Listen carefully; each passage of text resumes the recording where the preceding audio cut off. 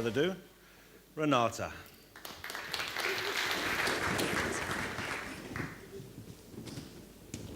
Right, hello, good afternoon. So the last three people to stand between you and free beer and meat, I believe.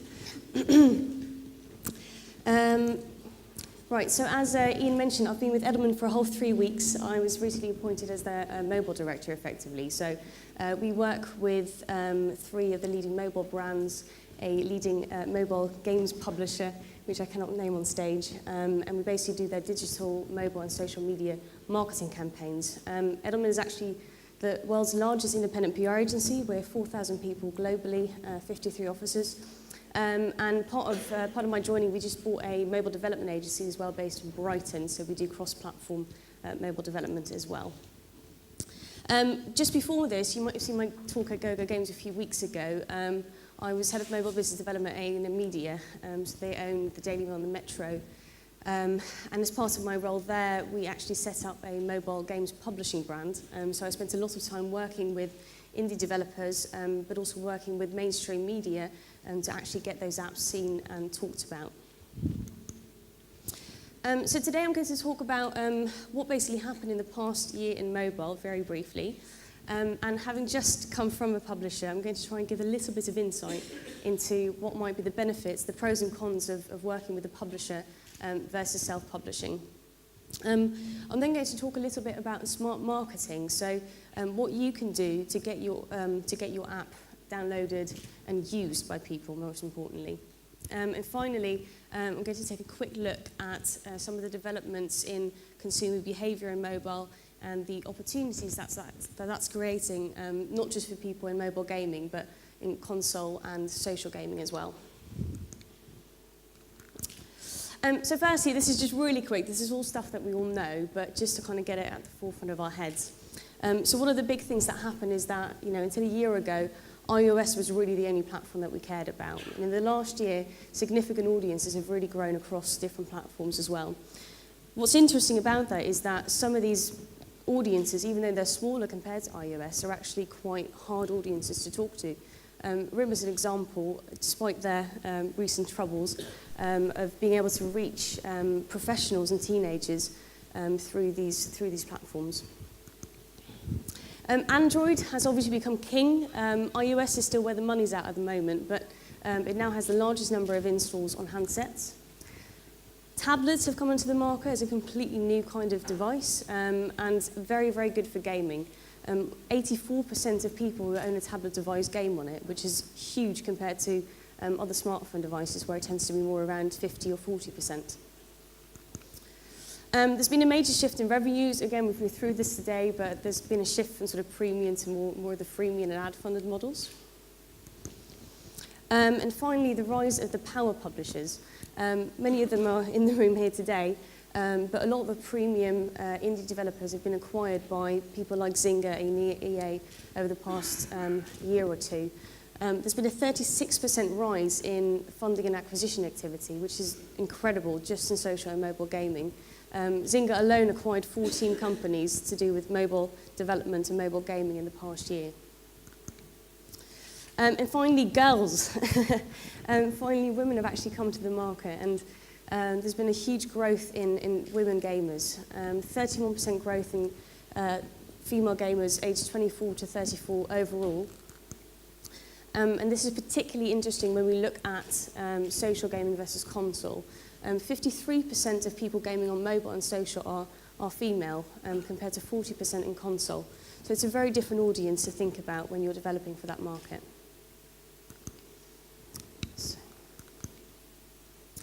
So like I mentioned, I've just come from Edelman Media, where we created a mobile publishing brand called Metro Apps. The idea there was that we would basically provide some of our publications. We would reach over 70 million people on a monthly basis to independent mobile games developers to market their games to a mainstream audience. And the reason I'm going to start by talking about publishing is that marketing in mobile gaming really is everything. And the reason is this. The top graph shows how many iOS games there are currently in the App Store, and that's only iOS. The bottom graph shows cumulatively how many games there have been published ever for any other platform. So you can see PS, Nintendo, Xbox, etc. There are so many games that it really it becomes about standing out, and it becomes about creating an ongoing relationship with consumers rather than just creating a good game. So here are some of the big boys that you should probably know about. So first of all, self-publishing. There are many guys in the room today who've done this very successfully, and there are many benefits to it. One of the big things about it is obviously you get to keep 100% of the revenues after the platform share. You've got complete creative freedom, and the indie factor does really help you. I think people like to support, someone like Minecraft or someone else who's really poured their blood and guts into it. And finally, if you are thinking about an exit at some point, if you're thinking about selling your business, it's much better to have published your game through your own iTunes developer account so that you've got complete control of all the assets. On the flip side, it's extremely time-consuming to market a game. You've really got to be on it 24/7. And if it's not your main area of interest, if you're mostly a developer or an ideas person, it might be better to actually offload that responsibility to someone who can do that full-time. It's very all or nothing, and there's a very short sales curve for a lot of mobile games. And if you are only doing sort of 1 or 2 games a year, again, it can be quite hard to remain that focus on constantly pushing your game. And finally, it's very hard to make money. So if this is your only game, it can be very hard to invest that much time and convince yourself that you should be spending that kind of marketing budget. So in terms of working with the publisher, the first benefit is, you've probably got access to a dedicated and specialist marketing team. These guys really know their stuff. They've got access to all the analytics about what works and what doesn't work. They're very resource heavy, so if you're not a great designer, these guys can do fantastic mobile advertising. Again, they'll really know their stuff. They've got strong media relationships, so if EA is putting out a new game, they know that it's been curated. They know that that's probably been picked for however many hundreds of games they might have seen that year. So there's a bigger chance of it being picked up. Cross-promotion is also becoming increasingly important. You might have seen things like OpenFaint and Free App of the Day, and there are certain big publishers that are now able to cross-promote their games to their existing audiences. EA is an example. They've got something like 10 or 20 million users who they know play games, who they know have paid for content, and who they know have an iPhone. And they can promote your content within those games. And finally, branding sells. The more games there are in the App Store, the more important it becomes for consumers to actually pay for something that they can trust. And having that EA logo or that Zynga logo on there might help them make that decision. On the flip side, of course, you give away probably about 15 to 50% of your revenues, which can feel like a lot, but when you think about how much money you should be spending on marketing, actually, you can probably justify that. The main downside is that distribution titles can take second place, and this is the biggest story that independent developers would come to me about. Because these guys have such big portfolios and rosters of games that they're publishing, you might end up just being in a bad week and they're shouting about a different game and your game kind of gets lost in the PR story. And finally, the invisible brand. So I think we all know games like Cut the Rope have been developed by an independent developer, published, fine, you get your logo in there at the beginning. But at the end of the day, it's a Chilingo game. People don't really know who the actual developer is. So what's the right answer if you're thinking about publishing your game? There is no right or wrong answer. It's really about looking at what you've got right now, what are your skills and assets, and where do you want to be? So if you're someone with a fantastic marketing team in-house who are really creative and have got loads of great ideas for viral marketing and that kind of stuff, go for it. Keep all the revenues. You're building your brand, and actually that might generate interest for the other things that will make you more money. You might be a great console developer, or you might be looking to do more work for hire. If you're looking to generate money from the app and actually come up with lots of ideas, or you might have different licenses or different IP that you're just looking to get out there, develop it, work with the publisher, they'll take care of all of it, and you can focus on what you're excited about and interested in. So I'm going to talk a bit about smart marketing. The first thing that we always worked on with our developers was develop to get shared. Marketing for us was an integral part of the entire development process, literally from idea to finish, and managing the life cycle of the game once it's published. So the first thing that we really did, and which we also encouraged our developers to do, was develop to get shared by building a relationship with the app stores. We've seen from people at Intel and other people that have their own app stores, and these are great ways to reach huge audiences. Something we would do was we would send a weekly report to Apple, which, where we told them about the kind of marketing activity we were planning, the download figures we had. We really told the story of where we were going and worked with them, because at the end of the day, these guys are marketing their content because they want to make themselves look good as well. We also set up an FTP where we basically put all the copy, all the marketing assets, all the videos and that kind of stuff, so they could easily access it, so that if they suddenly wanted to do a top 10 best racing games tomorrow, they knew that they could go into the FTP, they'd have all the assets there, and we ended up being featured a lot more as a result of that. Getting featured in marketing campaigns is also a great way to not spend a lot of money, but actually getting a lot of press. We did a deal with Nokia a few years ago because they were really looking to push their mobile platform. And as a result of that, we got some of our games into their TV campaign. It ended up on popcorn boxes and all sorts of weird things. We didn't spend a penny, and Nokia spent 5 million on that, so brilliant. Secondly, perfect one killer feature. And it kind of sounds like you might be doing it the wrong way around, but whenever you're developing a game for mobile, you really need to think about that one buzz, that one bite-sized thing that people might talk about. Whether it's a funny bird or whether it's, a sound effect, just make sure you've got that thing that people can tell their friends about. And finally, make your app social and shareable. It seems like quite a basic thing, and I know that certain people here have been talking about having Twitter and Facebook sort of share buttons and it not being used that much. I think someone said they had 500,000 downloads and only 20 people shared it via Twitter. But even having it in there, even if people don't use it in the app because they get annoyed because they have to sign in, etc., it will remind people that they can share it via these platforms. And we saw lots of people actually just seeing that and then copying and pasting it into an email or onto Facebook and that kind of thing. Secondly, test, release, and respond. I was amazed when we started doing this at how many people just overlook the whole QA phase. For mobile, this is more important than almost anything. There are so many odd quirks for each independent version of software for all platforms, and particularly when you start using things like OpenFaint SDKs, etc., advertising SDKs, it's really crucial you spend the money and make sure that it works perfectly. Secondly, aim to keep iOS apps under 20 megabytes because that will allow you to download it over the air, and that will probably double to triple the number of downloads you get. One thing we found is that a file can actually slightly increase in size after you upload it, so you should actually aim to keep it slightly below that again. And finally, analyze and iterate. And this is something that the guys doing social gaming have done fantastically for the past few years. They're really good at updating games with new features every single week. And I think for most mobile gamers, this is still quite a new thing. Most people tend to just release their game and maybe update it sort of after 6 months or a year. But we found that every single time we updated the application, there was always a spike, not just in usage, but also in downloads. It just reminds people that you're there. So I definitely recommend just building in a roadmap for even simple updates.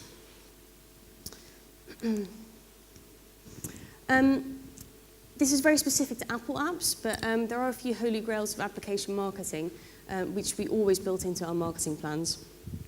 The first thing was generating buzz and press reviews by posting a teaser trailer on YouTube, screenshots on particular marketing forums, that kind of stuff. Secondly, we would also send demo codes to key bloggers, journalists to secure launch coverage. And again, getting an exclusive interview with one particular magazine or publication can be a great way to really get it talked about. Great App Store reviews. Obviously, you can't write them all yourselves, but you can definitely avoid them by having bugs or anything like that in it. And including rate this app code is also a great way to get people to review it, particularly when they're fans. One thing I would say is that a lot of people ask people to rate their app after the first or second time they use it. And at this point, most people won't really understand and they won't have a real connection with the game yet. So you might get less reviews if you ask people to only review it after the 5th or 6th time that they play it. But you'll probably get a more genuine and a more balanced review on the App Store. Getting into the top 10, definitely a holy grail of marketing. You know, once you're there, that kind of makes your money for you, at least for a few days. There is no secret, you know, it slightly is black magic, but you can help yourself by piling up launch triggers. So we would always release games on a Thursday because Apple refreshes its App Store on a Friday. And then the days before that, we would make sure that we would get those promo codes out, get people talking about it on Twitter, just make it as sort of searchable and Googleable as possible. And finally, getting featured by Apple. So Apple decides who gets featured on a territorial basis. There is a team in the UK who lots of people know, Dave and Bill, who manage it over here. There is someone else who manages for the Pan-European App Store. And just networking, getting to know these guys and getting them to know you as someone who is reliable, who is innovative, and will help their product shine. App discovery is also becoming increasingly important. It's been quite an issue for the past couple of years because the App Store itself is not very good at allowing you to find content. So mobile SEO, as I like to call it, has become something that you should also build into the development of your product. So one thing is having a searchable and unique name. Mills is talking tomorrow who used to name his games after dots, which you couldn't find on the App Store, so I don't know if that's a good or a bad marketing strategy. The keywords are also key, obviously. So putting the right words in there to allow people and just being quite creative in terms of the different terms that you use to describe your game. And finally, having a digital presence. A lot of people still just search for stuff on Google, so just make sure that you set up basic things like, you know, Twitter, or put it on a web page, or something that indexes quite well, so that people can find your content. And there are lots of platforms that we can take advantage of as well these days. OpenFane has something like 70 million people subscribing to their channels, and getting featured by something like that will instantly let you reach sort of half the people that game on a global basis. Some of the app stores are also great in terms of getting more distribution. Getjar in particular is very, very good for Android content. There are certain startups and applications that are now getting into the game discovery as well. Some of them are listed up there. And finally, don't forget the operators. Operators are some of the guys who still have a lot of money and a lot of budget. And they're now seeing more that they are selling their services and their handsets through actually having the right content. So making friends with those guys is, again, a route to getting some free marketing. Press and media, often forgotten. We at Metro, we were kind of really pining for interesting pre-release stuff. And I think a lot of indie developers thought that we wouldn't be interested in that kind of stuff. But it's well worth to start emailing and start building a relationship with particularly people that write about gadgets and technology from mainstream media. Particularly, even if it's not relevant, even if they don't cover your game that time, we would sort of do a biannual review of some of the most exciting iPhone games, or some story about a UK developer or something like that. So just being at the forefront of their heads is a great place to be. Monetization. These are the four kind of key models that people currently use to monetize. Ad-funded, paid for downloads, aka premium, virtual goods, and sponsorship. The reason this has become important now, there's been a massive shift in the past couple of years from the revenue that has been generated. A couple of years ago, most of the revenue was generated by premium, paid for downloads. As you can see, now it's almost completely shifted to being more focused on other kinds of business models. What's really fascinating, though, is once you break that down. So the top graph shows that the vast majority of the revenue in the top 10 is actually being generated by freemium games. When you get to the kind of lower ranked games, the top 400, it's almost entirely made by paid for games. So this is really important to keep in mind in terms of deciding your monetization strategy, thinking about where you think you're most likely to live within that ecosystem. The ad-funded model is something that we use for quite a few of our games, and I think it is being heralded by a lot of people at the moment as sort of this incredible new way to make money from people. But it is a very, very difficult route to take. It's hard and it takes time to integrate these ad SDKs, and there are lots of issues with them at the moment. We've used every single big one, and most of them would cause strange bugs and errors that would take weeks to kind of iron out. You do also need a huge amount of downloads. You need at least 1 million to kind of generate any significant revenue from it. Premium, the big thing there is now you really need a big marketing budget to make that work for you. Like I said earlier, unless you can get it into that top 10, it's probably not really worth doing as a business model. And mainstream marketing is also becoming a bigger thing now. Mobile gaming really is the first kind of gaming that's very, very mainstream. And even though people don't consider themselves gamers necessarily, just try and reach them through those mainstream media that I mentioned earlier. So in summary, in terms of development, be strategic with your choice of platforms and devices. In terms of the product, make sure that you analyze and iterate, constantly renewing the game and updating it with new features. Marketing, smart marketing is key to application discovery, making sure that people can find it. And finally, monetization. Listen to the market and choose your battle. So if you commit to being a premium game, go there all the way. It's marketing. I love this quote. Right, so I'm going to take a quick look at some of the things that are starting to happen in terms of consumer behavior and the development of technology that might create opportunities for us in development, marketing, and publishing. First of all, cross-platform. I think one of the most exciting trends that we're seeing is the real convergence between different platforms, so mobile, online, and console.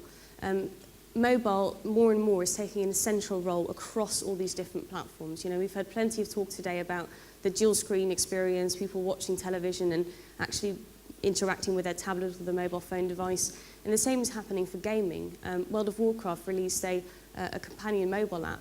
And I think a lot of other big games are seeing the benefit of having this unique and personal experience in a slightly different format that's very complementary. Another exciting development, I think, is Facebook is reportedly working on something called Project Spartan, which is mobile app discovery through the Facebook network. And I think once things like that really start taking off, there'll be a huge shift in the way that people find content and engage with it, and a real convergence of people playing something online and replicating that experience on a mobile.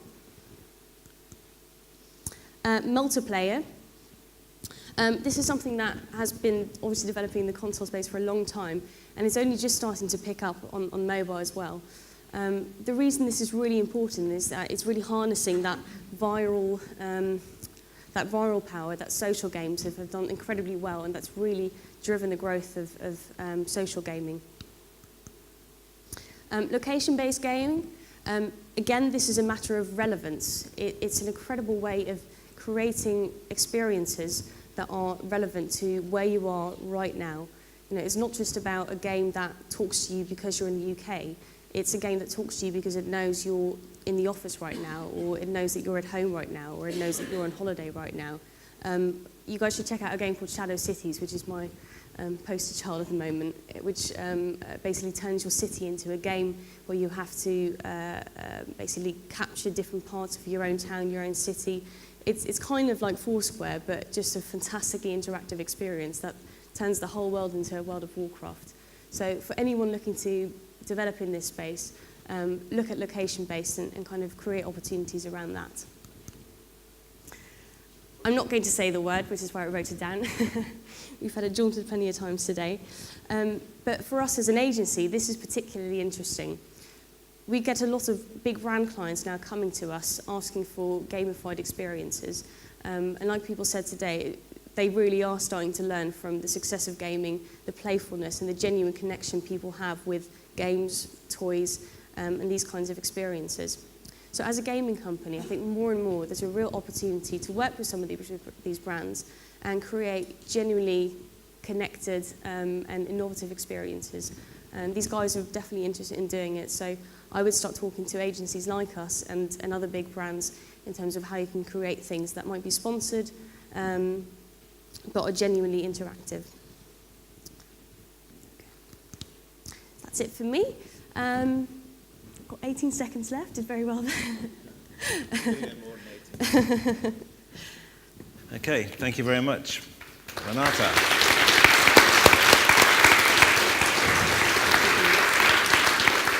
So how have you found the transition to your new life? Wonderful, I've got a 10-minute commute now. It's incredibly different. I think that part of the excitement now is working with developers again, you know, being part of a world where we're working with brands that have the budgets but also have the audiences to really kind of push forward and create things that are just about making people play. And do you think it's best for developers to have their marketing in-house or outsource it to people like you guys? It really depends on the people that you find. If you can do it in-house, I think it's better to have that kind of integrated experience, and it's part of the reason why we as a PR company are now doing digital, mobile and social. It's better sort of to keep it all together and have that integrated experience.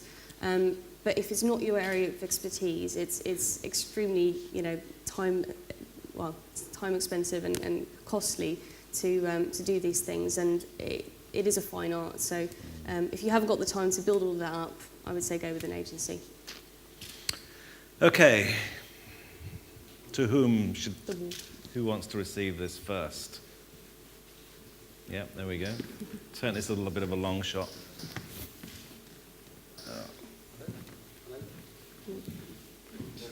The long shot, was it working? Okay. Try that one. Before we start. Hi, Tony Cameron. Mainly, I think you're probably talking to, like myself, a lot of smaller companies. What kind of a budget do you think you would need to get the kind of exposure you've been talking about? Sorry, what kind of? Kind of budget. What would you need to spend on a marketing budget?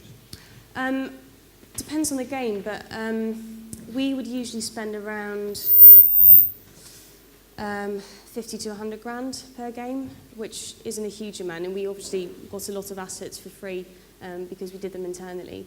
The main thing is balancing it out. So like I said, the key thing is trying to get into that top 10.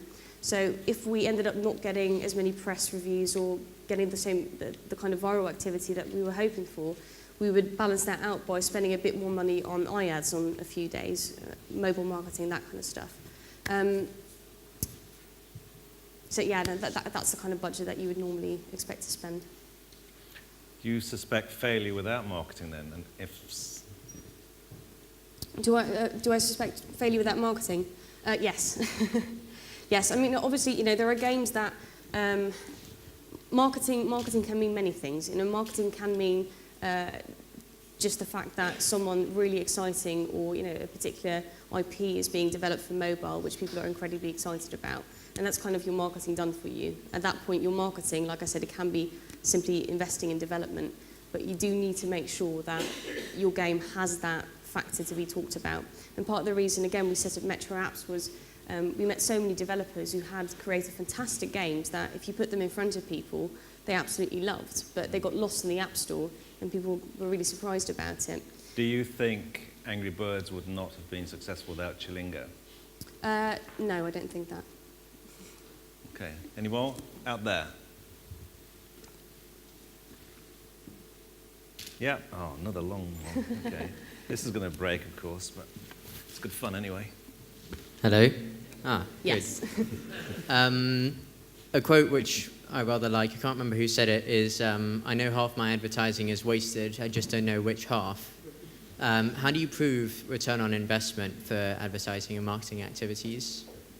Well, it should hopefully be a factor of X times what you spend. The problem being a single developer and only having one game, you know, that game needs to be multiplied. We were spending budget across a portfolio of games, and on the whole, we ended up making enough money back to kind of fund future investment, fund giving out advances to developers, that kind of thing. Like I said, it's partly about going back to that thing about what should make you decide to publish or not. If developing a game for you is just a way to kind of find out about a market or to have a kind of case study that you can take to brand clients or take to larger developers, and that's where you make your money back, then great. But if your game is where you're looking to make your money, then you should probably keep on investing until it's really at least covering its cost, and then hopefully then some.